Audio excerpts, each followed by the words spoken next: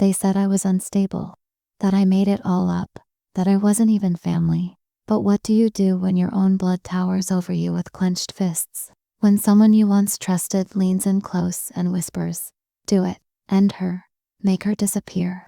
All because she won't sign away her father's house. For 4 long months, there was silence. Then one night a message appeared. Family meeting. Urgent. 2 words. Sharp and cold. I stared at them for 5 full minutes before opening, knowing deep down that nothing good was waiting on the other side. The house felt different when I walked in, like it knew. The air was too still, the floor too quiet under my feet. He was pacing the room, eyes hard and restless, while she sat at the table with a man in a perfectly pressed tie. 3 cups of coffee were waiting on the table. None for me.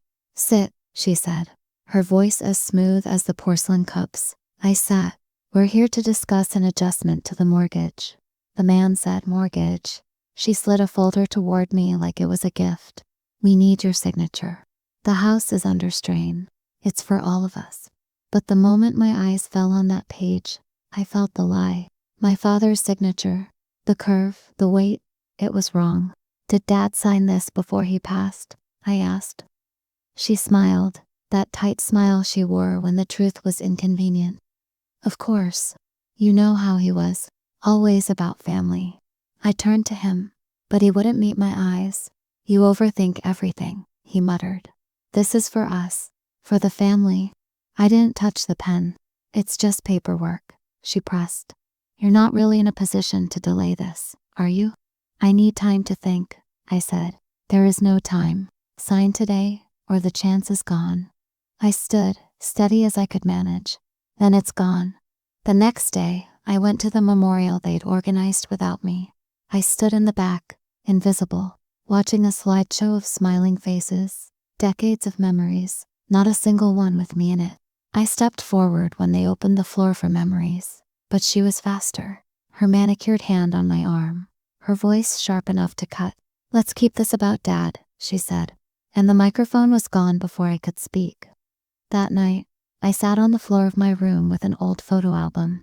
There it was, a worn picture of me as a child, my father's arm tight around my shoulders. I whispered to the empty room, to the walls that still held his scent, "You still see me, don't you?" Beneath the albums was a small box I hadn't opened in years. Inside, a folded note from my mother. The ink faded but steady. "You are the quiet in this house. Never forget your steadiness." I didn't hear the gate slam that evening, just Mrs. Rehnquist screaming from the other side of the fence.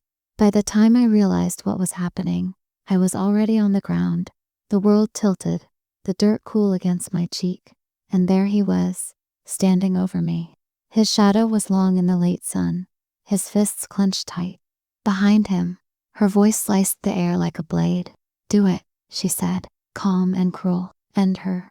When I woke up, the lights were white and sharp. Machines hummed around me. The nurse's voice was soft, almost kind. "You're safe now." But I knew better. Safe was a word that didn't belong to me anymore. The door creaked, and he stepped in. No flowers. No apology. Just those same dead eyes. "You should have just signed," he said. "No," I whispered, voice barely there. "You did." Days later, back at the house, I found it. A letter hidden under a loose floorboard. The paper yellowed, but his handwriting steady. "If you're reading this, I'm gone. This house isn't just walls, Olivia. It's the only place I ever felt proud. And you were always the one who stayed. Don't let anyone take that from you. You belong here." My hand shook as I read it, the tears hot and bitter, the kind that burn even when they dry.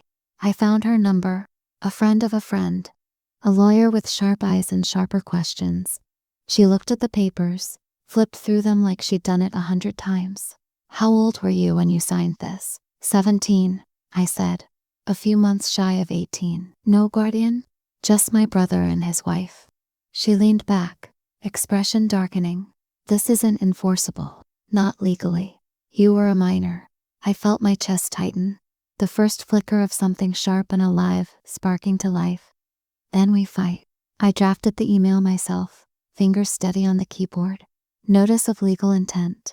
The subject line read. The message was clean, precise, Lethal. I had retained legal counsel. I would be challenging the mortgage deed transfer, based on my age and the coercion under which it had been signed. Her reply came within the hour. You don't want this going public. People will talk. I smiled when I typed the only response that mattered. You should have thought of that when you erased me. The fundraiser was loud, suffocating, full of smiles that didn't reach the eyes. She stood at the podium, speaking of family, of legacy, of roots too deep to sever. Photos scrolled across the screen behind her, curated perfection. I was nowhere. A small hand tugged at my sleeve. I looked down into wide, innocent eyes. I drew you something, she said softly. A crayon drawing. The house. Stick figures. A tree. I was under the tree, alone, away from the others. You don't live there now, she whispered. So that's your place. Later, the neighbor pressed a small flash drive into my hand. Might want headphones, he said. At home, I pressed play. Static, then his voice. Sharp and cruel. She's always been the weakest link. Then hers. Once she signs, we sell it. She's disposable. The courtroom was cold. I sat still, hands folded, the recordings playing for everyone to hear. Silence fell heavy when the judge spoke, his voice measured but final. The mortgage was invalid, signed under age, under duress. He sentenced him to community service therapy. She was found guilty of civil fraud, and the deed, the house, was restored, fully, irrevocably, to me. The day I walked through that front door, the air felt different. She was packing, eyes empty, no words left to throw.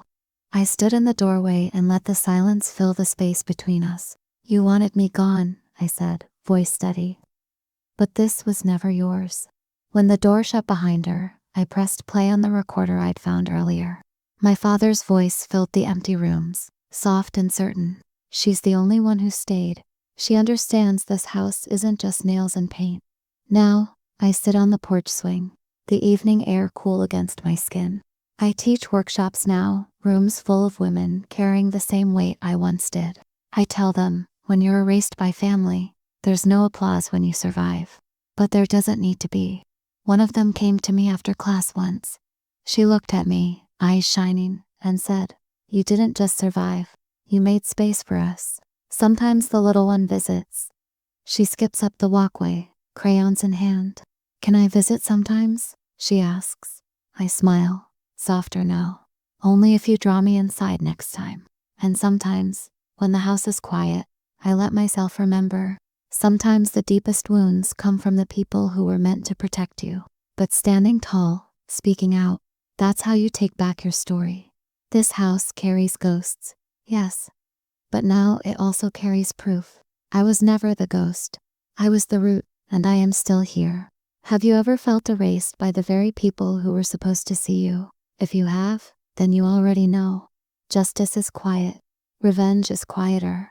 But survival is louder than all of them. And if you've stayed with me through this journey, thank you. This is Karma Unfolded, where every story finds its voice, and every silence is broken. Subscribe, share, and join me as we peel back the layers, one story at a time. Because here, where lies end, karma begins.